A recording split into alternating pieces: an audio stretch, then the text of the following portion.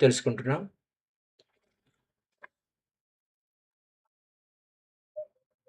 పరశురాముడు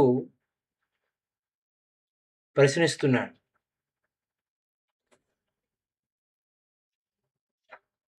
ఏమంటే, భగవానుడా, నీ వలన ఆత్మజ్ఞానం గురించి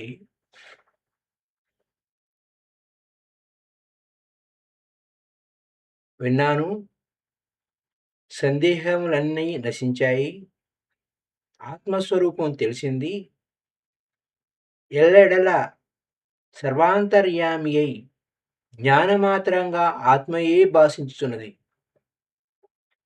అయినను నీవు మొదటి నుండి చెప్పిన విషయంలో అంతటకును సారమైన దానిని నేనెల్లప్పుడూ జ్ఞప్తించుకొనుటకు వీలుగా సంక్షిప్తంగా చెప్పుము అన్నాడు. దయాశీలైన దత్తాత్రేయుల వారు ఇలా చెప్పారు. ఈ విజ్ఞానమున అంతకు పరమసారమైన విషయాన్ని మరలా చెప్తున్నాను.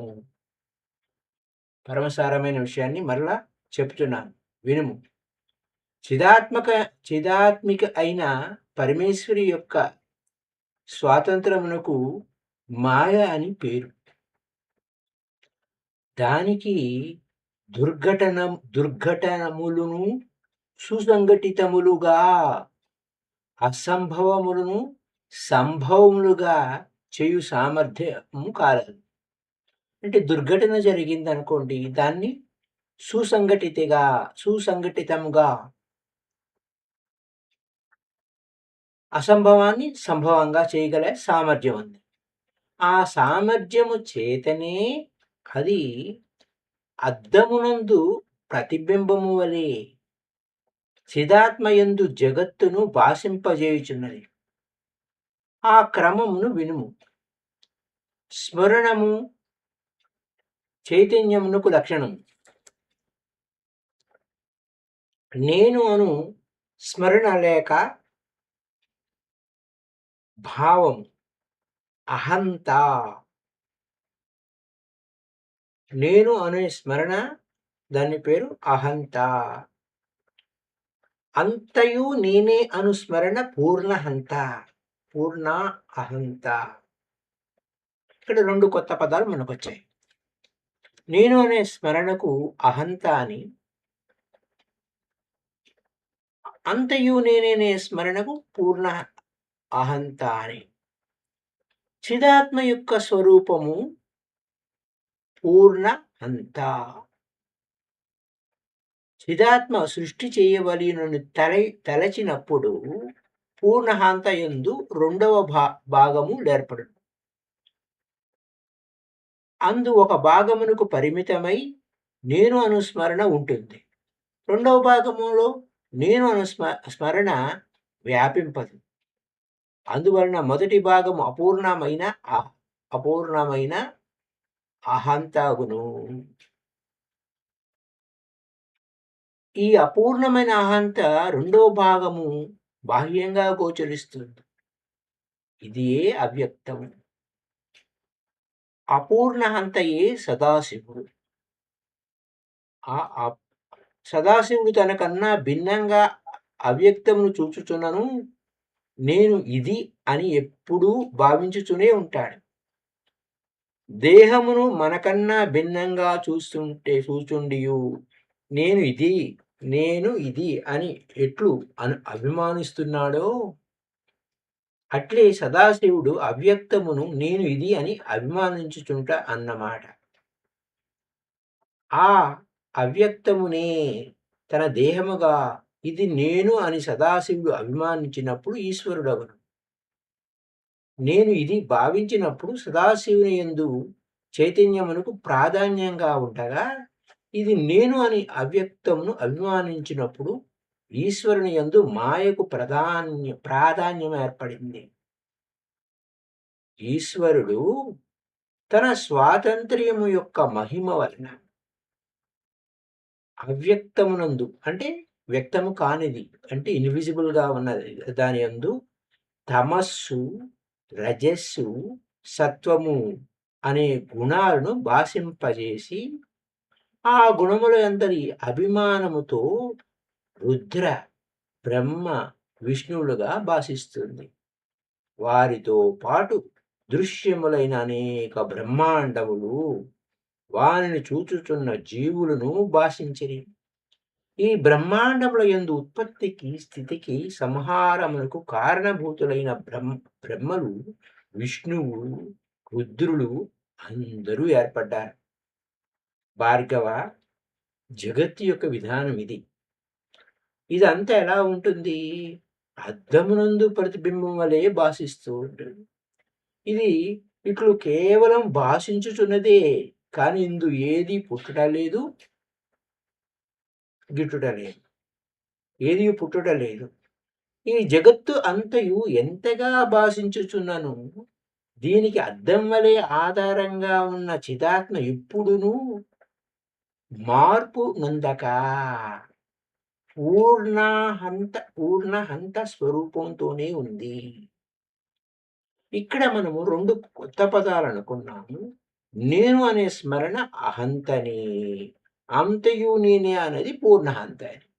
అంటే ఆల్ పర్వేడింగ్.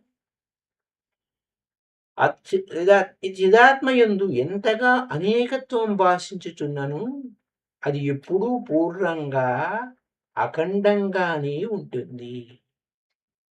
ఇది అంతా పూర్ణమిదం పూర్ణమాదాయ పూర్ణమేవావశిష్యతే పూర్ణస్య పూర్ణ అంటే పూర్ణం నుంచి నా అవశిష్యతి అని అంటారు. అలా మనకు ఒక శ్లోకం ఉంటుంది. కోర్స్ దాన్ని ఇప్పుడు మనం కరెక్ట్‌గా చెప్పకపోయినా మామూలుగా అది ఇదే మొ ఈ ఆ యొక్క దీంట్లోనే ఆ ప్యాటర్న్‌లోనే ఇదొచ్చింది. నీవు దేహమునందు అంతటను నేను అనే భావంతో వ్యాపించియుండియు, ప్రత్యేకంగా కన్ను, చెవి మొదలగువన్నీ అవలంబించి చూచుట, కనుతో చూస్తాము, చెవితో వినటం మొదలగు పనులు ఎట్లు నిర్వహిస్తున్నావో, ఇక్కడ మొత్తం టోటల్ ఎంటైర్ యూనివర్స్ యొక్క స్టేటస్ మన లోపలికి తీసుకొచ్చేసారు.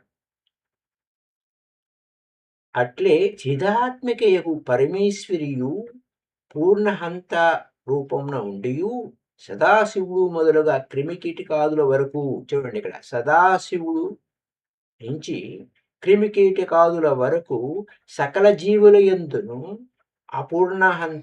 అంత రూపమై జీవభావంతో వ్యవహరిస్తున్నది. అంటే సకల సరాచర సమస్త జీవరాశులనంతటను వ్యాపించిపోయి ఉన్నది. అంతటా వ్యాపించిపోయినది. ఆ విధంగా వాస్తవంగా అన్నిటి యందును భాషించుచున్న చైతన్యము ఆమెయే. వాస్తవంగా అన్నింటి యందును భాషించుచున్న చైతన్యము ఆమెయే. దేహము నేను అను భావంతో ఉన్న నీవు స్వయంగా వస్తువుల రూపమును రుచిని గ్రహింపలేవు. దేహమును నేను అను భావంతో ఉన్న నీవు స్వయంగా వస్తువుల రూపమును రుచిని గ్రహించలేవు. నువ్వు చక్షుసు మొదలగు ఇంద్రియములతో తాదాత్మ్యం పొందినప్పుడే, అంటే ఆ ఇంద్రియాలతో తాదాత్మ్యం పొందినప్పుడే ఆ ఇంద్రియముల ద్వారమున రూపము, రుచి మొదలగునవి సకల విషయములను గ్రహించుచున్నావు.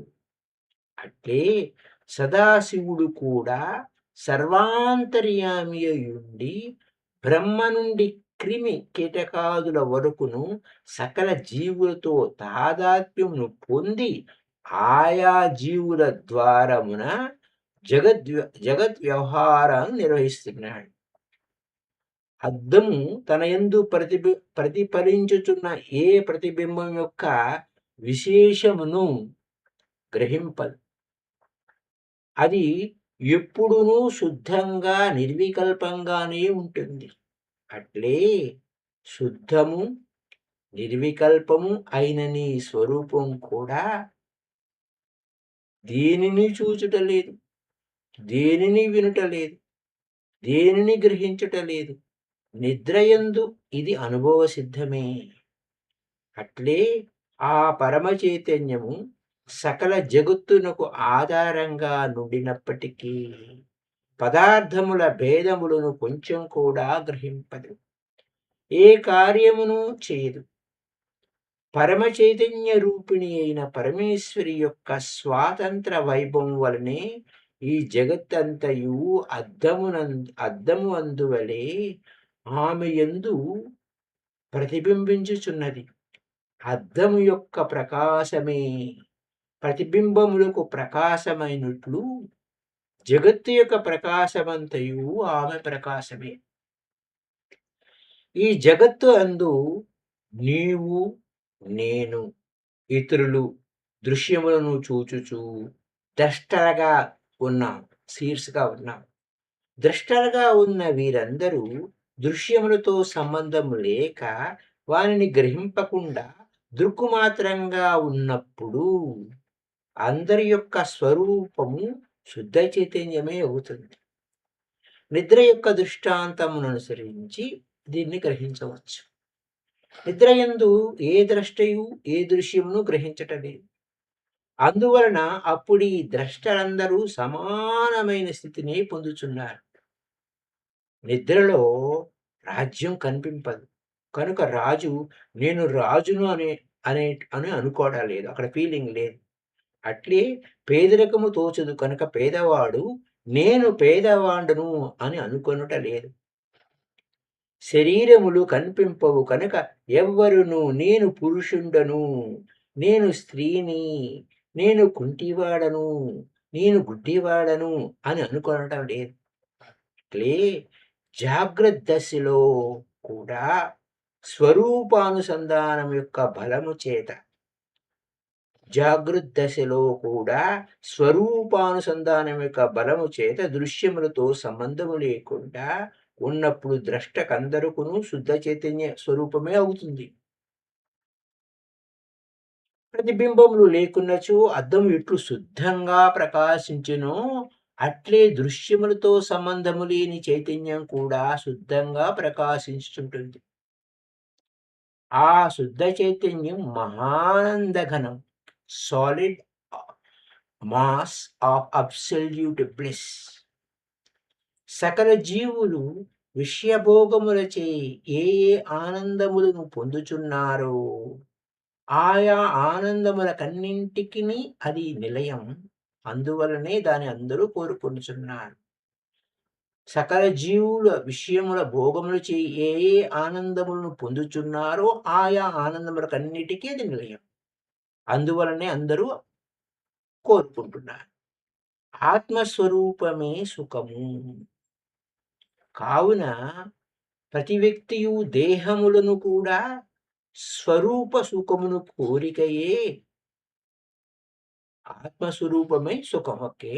కావుననే ప్రతి వ్యక్తియు దేహమును కూడా స్వరూప సుఖమును కోరియే సాధనముగా వినియోగించుకుంటున్నాడు. దేహమును కష్టపెట్టి స్వర్గాదులను కోరుచున్నారన్నచో దేహం కూడా స్వరూపమైన సుఖమునకు లేక ఆనందమునకు సాధనమగుట అనుట స్పష్టం. విషయ సుఖముల వలన కలుగు ఆనందం అన్నియు స్వరూపానందమునందు అల్పములైన అంశములు. నిద్ర విషయముననే ఇది స్పష్టంగా తెలియచుంది. ఎవండు ఏ విషయం వలన ఎంత సుఖపడుచున్నను కొంతసేపు అయిన తర్వాత దాన్ని వదిలి నిద్రను పొందుతూనే ఉన్నాడు. అన్నము, పానము, స్త్రీ భోగము మొదలగు ఏ విషయము నిద్రలో లేదు. అయినను అప్పుడు నిర్విషయముగానే సుఖము కలుగుచుంది. అది యథార్థంగా స్వరూప వలనే సుఖం. అది యథార్థంగా స్వరూపము వలని సుఖం. కానీ అప్పుడు స్వరూపము తమస్సు చేత ఆవరింపబడుచున్నది. అంటే అక్కడ స్లీప్ స్టేట్లో ఉన్నాం కాబట్టి, అవేర్‌లో లేము కాబట్టి, అంటే మైండ్‌ఫుల్‌నెస్‌లో లేము, సతిలో లేము. ఆనాపానసతి లెక్కలు చూసుకుంటే సతిలో లేము కాబట్టి, అట్టి నిద్ర చేతనే అంత సుఖము కలుగుచుండగా ఆవరణరహితమై శుద్ధ చైతన్య రూపమున ప్రకాశించు స్వరూపం వలన ఎంత ఆనందం కలుగునో ఊహింపు. అక్కడ నువ్వు నిద్రావస్థలో ఏమి లేకపోయినా, అవేర్నెస్‌లో లేకపోయినా నీకు అక్కడ సుఖం అనిపిస్తుంది. అదే నువ్వు అవేర్నెస్‌లో ఉంటే ఉండే సుఖము, ఆ బ్రహ్మానందము ఎంత గొప్పదో ఊహింపుము. ఆ స్వరూపానందమే లోకమున ఆ స్వరూపానందమే లోకమున పెద్ద బరువును తల నుండి దించినప్పుడు, అన్నపానాది భోగ్య విషయముల వలన, నిద్ర వలన కొంచెం కొంచెంగా లభించుచున్నది. మూఢులు ఆత్మసుఖమునే వివిధములైన విషయముల వలన కలుగుచున్నట్లుగా తలంచుచున్నారు. హృదయములందు మానవులకు అనంత హృదయమునందు మానవులకు అనంతములైన వాసనలున్నవి. వానిలో ఒకటి పైకి వచ్చి దానికి సంబంధించిన కోరిక తీవ్రంగా ఉన్నప్పుడు తక్కిన వాసనలన్నీ వెనకబడి ఉంటాయి. కోరిక తీవ్రముగు కొలది దుఃఖం ప్రబలుతూ ఉంటుంది. కోరిన విషయం లభించినంతనే తల మీద నుండి పెద్ద బరువు దింపినట్లుగా స్వరూప సుఖమే కొద్దిగా భాసిస్తుంది. మరి ఒక వాసన పైకి వచ్చి దాని వలన కోరిక ప్రబలమైనంతనే ఈ సుఖము మరలా మరుగున పడుచున్నది. కోరిన విషయము లభించినంతనే కోరిక వలన కలుగుచున్న తాపం పోయి మరలా స్వరూప సుఖమే లేశమాత్రంగా భాసిస్తుంది. కావున ఎల్లరకు కూడా సకల విషయముల వలన స్వరూపమే సుఖంగా తోచుచున్నది. అద్దమును గురించి తెలియనంత వరకు, అద్దము గురించి తెలియనంత వరకు పామరులకు ప్రతిబింబములు ప్రత్యేక వస్తువులుగా ప్రకాశించుచున్నట్లు తోచుచుండును. కానీ అద్దమును గురించి తెలుసుకున్న తర్వాత వారు కూడా ఆ ప్రతిబింబముల యొక్క ప్రకాశమంతయు అద్దమునకు సంబంధించినదే అని గ్రహిస్తారు. అట్లే తత్వం ఎరింగిన వాడు జగత్తునందు తోచుచున్న చైతన్యం, ఆనందం అంతయు తన స్వరూపం మాత్రమే అని గ్రహిస్తూ ఉంటాడు. మట్టి యందు కుండలు మొదలగునవి, బంగారమునందు ఆభరణము, రాతి యందు ప్రతిభలు ఎట్లుండునో అట్లే చిదాత్మయందు జగత్తు ఉన్నది. ఆ జగత్తు అసలే లేదనుట అపూర్ణమైన జ్ఞానమే. అద్దము యొక్క ప్రకాశము తప్ప ప్రతిబింబములకు వేరుగా ప్రకాశం లేదని తెలిసిన తరువాత కూడా ప్రతిబింబములు కనిపిస్తూనే ఉంటాయి. అవి మాయమగుట లేదు. అట్లే చిదాత్మ కన్నా భిన్నంగా జగత్తు లేదని స్పష్టంగా తెలిసిన తర్వాత కూడా జగత్తు భాషించుతూనే ఉన్నది. అది మాయమగుట లేదు. వ్యవహారమున గోచరముగున్న జగత్తును ఇది లేదు అని శపించినంత మాత్రమున అది నశించదు. కావున జగత్తు చిదాత్మయందు ప్రతిబింబం వలె ఉన్నదనుట సత్యం. దృశ్యము దృక్కు అను రెండింటి యందు దృక్కే ఉన్నది. దృశ్యము లేదు అని తలంచున్నప్పుడు దృశ్యము లేకుండుట అను సంకోచం ఏర్పడుచున్నది. అట్లు కాక దృశ్యము దృక్ స్వరూపముగా ఉన్నది అని తలంచుతున్నప్పుడు సంకోచానికి, డౌట్కి అవకాశం లేదంటే దృక్కును బట్టి దృశ్యం అంటే మతిని బట్టి గతి. కావున ఇట్లు గ్రహించుట పూర్ణ విజ్ఞానము.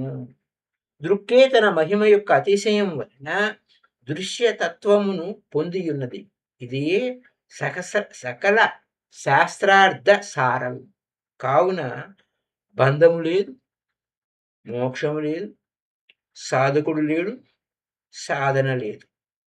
అఖండము, అద్వయము, చిచ్చక్తి అయిన త్రిపురాదేవి ఒక్కతే ఉన్నది, ఒక్కతే భాషిస్తున్నది.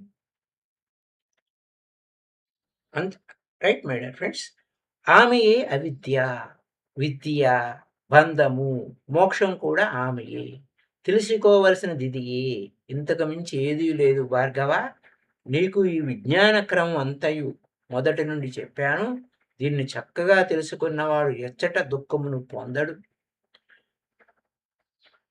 ఇట్లు భార్గవ రామ దత్తాత్రేయుల వలన భార్గవ రాముడు దత్తాత్రేయుల సంవాదమును చెప్పి హరితాయునుడు హరితాయనుడు నారదుడితో ఇట్లనెను: మహర్షివర్య, హేతువులతో అనుభవముతో వివరింపబడిన ఈ జ్ఞానఖండములు విన్నచో ఎవనికైనను అజ్ఞానం వలన కలుగుచున్న భ్రాంతి ఎట్లు నశింపకుండును? దీనిని విన్న తర్వాత కూడా ఎవనికైనా భ్రాంతి తొలంగకున్నచో వాడు బండ వంటి వాడనియే చెప్పవలెను. అట్టివానికి ఇంకా ఏ విధంగా జ్ఞానం కలుగును? ఒక్కసారి విన్నంత మాత్రముననే ఈ ఖండము వలన జ్ఞానము దృఢముగా ఏర్పడును. మందబుద్ధి కలవానికి రెండవసారి కాని మూడవసారి కాని పాపము నశించి విజ్ఞానము తప్పక కలుగుతుంది. ఈ గ్రంథమును లిఖించినచో రాగద్వేషాది రూపమైన దృష్టి దోషము నశించు. దీనిని పూజించినచో చిత్తశుద్ధి కలుగును. దీనిని ఎల్లప్పుడూ పరిశీలించుచున్నచో కర్మవాసనలన్నీ నశించును. సావర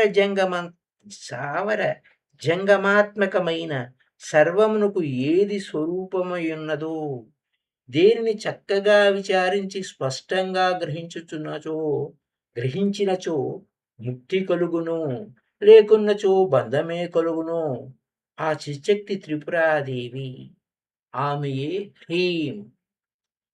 ఇది ఇతిహాసములలో ఉత్తమోత్తమైన త్రిపుర రహస్యమునందు 12,000 శ్లోకముల గల గ్రంథమునందు జ్ఞానకంఠమున శాస్త్రార్థ సంగ్రహమన్నది 22వ అధ్యాయం. జ్ఞానఖండ సారం సంపూర్ణం. So my dear friends, up to now this is the issue. బాలప్రియ అనే అంశాన్ని మనము రేపటి ఎపిసోడ్లో ముగించుకుందాం. So thank you. Happy day to all. Due to net problem మనం అందరం కలుసుకోలేకపోయాం. So thank you.